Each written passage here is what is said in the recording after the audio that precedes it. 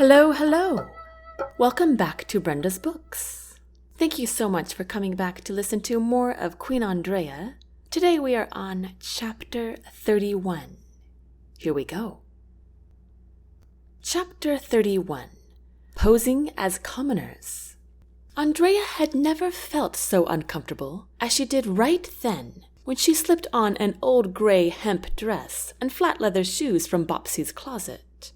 She opened the creaky door and stepped outside the tiny bedroom where Prince Steffan stood waiting for her. He too was dressed in commoner clothes.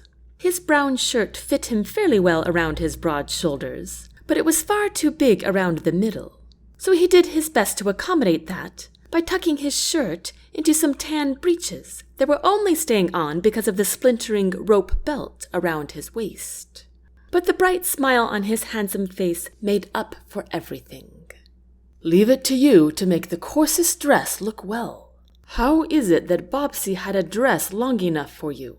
Steffan asked, looking down at her skirt that nearly reached the floor. "Bopsy said it belongs to her grown daughter." "Ah, yes, Beatrice. I remember her being quite tall." "Do you mind that I am tall?" Andraya asked. Steffan chuckled, wrapping his arms around her waist. "What do you think?" "I think you are avoiding the question." Steffan chuckled again. "I would not change anything about you," he whispered, kissing her forehead. "Besides," he said, pulling back to look at her, "I love seeing you look down at some of those noblemen in your court." The queen smiled up at him and rubbed a hand over his shoulder to smooth out some wrinkles. Steffan stared at her with his familiar knowing look. But this time, the passion in his eyes seemed to flow right to her soul. Something changed last night, after each of them revealed their dark secrets. A deeper connection forged between them, and Andraya discovered a strange burning desire, almost a need, to be by his side. "Are you two lovebirds ready?" Maurice's voice rumbled from down the hallway. Andraya felt reluctant to break the quiet moment, and she could sense Steffan felt disinclined as well. He reached for her hand and kissed it. "Yes," he said, still not taking his eyes off her. He was about to pull away when abruptly he leaned in and kissed her on the lips. Maurice half laughed, half growled. "Oh my, Steffan, I understand, I do, but let's get going." Andraya beamed at Steffan's blushing face. He slipped his hand through hers, and they walked the few paces down the hall to join the others in the front room. Both Benjamin and Hudson were dressed in what must have been Maurice's clothes. Benjamin's were a light tan and far too loose, and Hudson's were a dark gray and far too tight. Maurice clapped his hands together. "Let's move." He gave his wife a kiss goodbye, and Bopsy gave them all a hug, even Hudson, who stood stiff as a board while Bopsy squeezed his middle. Their walk to the inner streets, which started out relatively pleasant, became less and less so. Once they turned the corner to the main marketplace, Andraya nearly gagged on the awful stench of decaying food mixed with sweat. Andraya resisted the urge to plug her nose as the five of them meandered through the filthy Sandrian streets, which were already filling up with crowds of early risers. "You have a pronounced grimace, my lady," Steffan whispered to Andraya. "I cannot help it," she whispered back. "Just look at this place." "I know," said Steffan. "But is it not remarkable that many of the children are still happy?"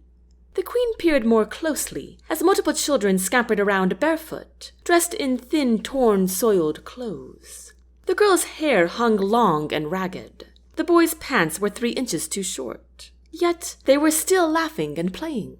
The adults, however, wore distressed, wrinkled faces as they hauled everything from baskets full of roots to used shoes to buckets full of scrap cloths, none of which Andraya deemed valuable at all.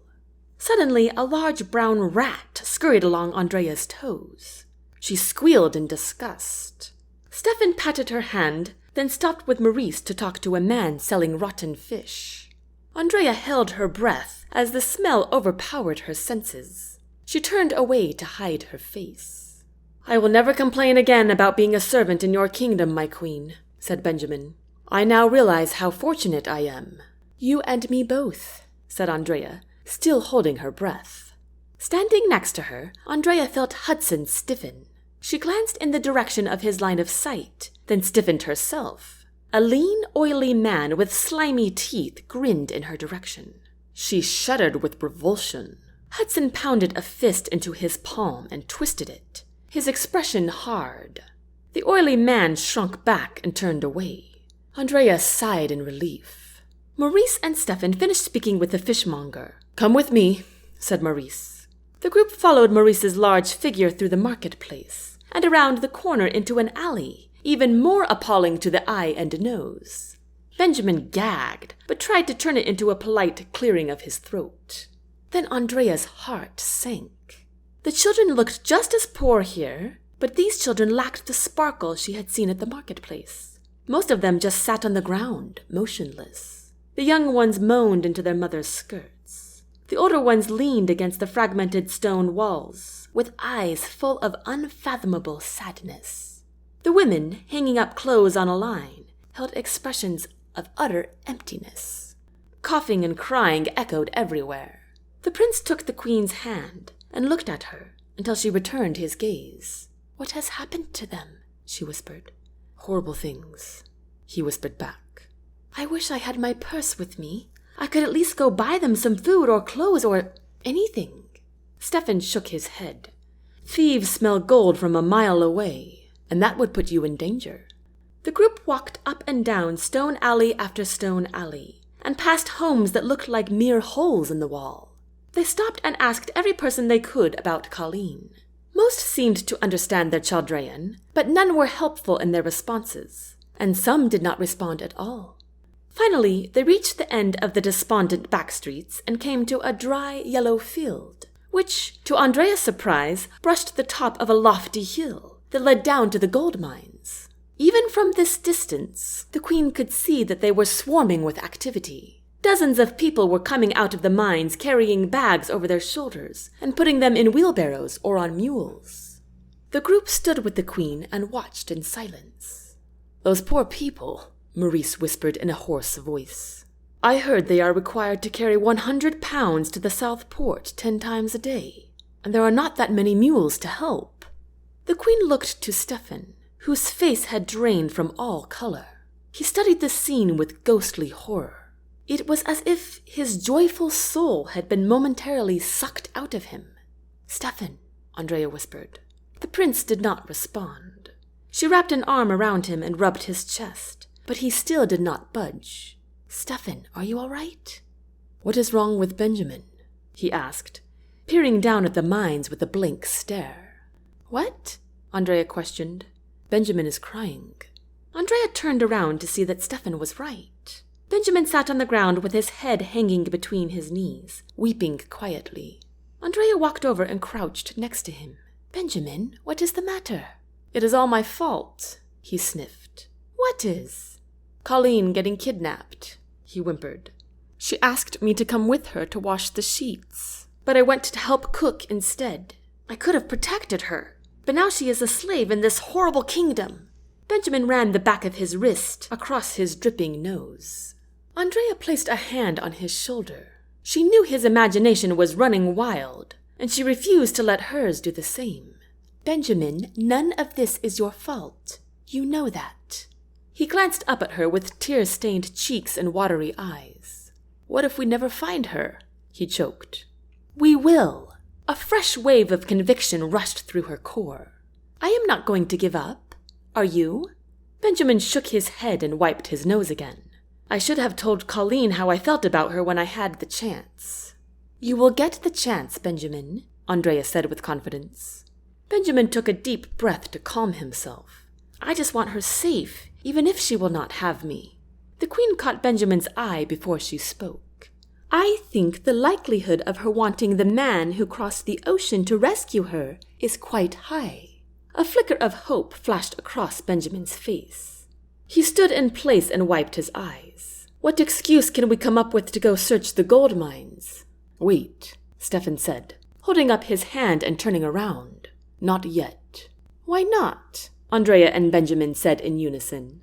Thankfully, the hollowness in Steffan's face had left, and he looked more like himself. It just occurred to me that I recognized a woman on one of the back streets. Who is it? Andraya asked. The Princess of Sandrian. She is posing as a commoner. Princess Zelda? Said Maurice. The one you were supposed to marry? What? Andraya cried, her voice coming out higher than expected. Steffan lifted a hand. It was a long time ago, but maybe she can help us, and we can help her. Do you remember where she is? I think so. Follow me. He reached out and grabbed the queen's hand, and the rest shuffled along with them back into the gloominess of the stone alleys. This time they did not stop and talk to anyone, but just weaved in and out of people, following Steffan's lead. When they curved around the corner to the third alley, Steffan halted, causing the others to do the same. Before pointing her out, Andraya knew who the princess was. Although she was dressed in gray rags, with a faded black shawl over her head, the princess's skin was paler than the others, like she had seen the sun only a few days of her life. Her eyes were a brilliant green, which was not uncommon in Sandrian, but they seemed to gleam a confidence and wisdom that those who had lived a life of hunger did not have. Steffan crouched next to her. Zelda. In a flash, Zelda whipped out a dagger and held it in front of her. Andraya jumped in her skin.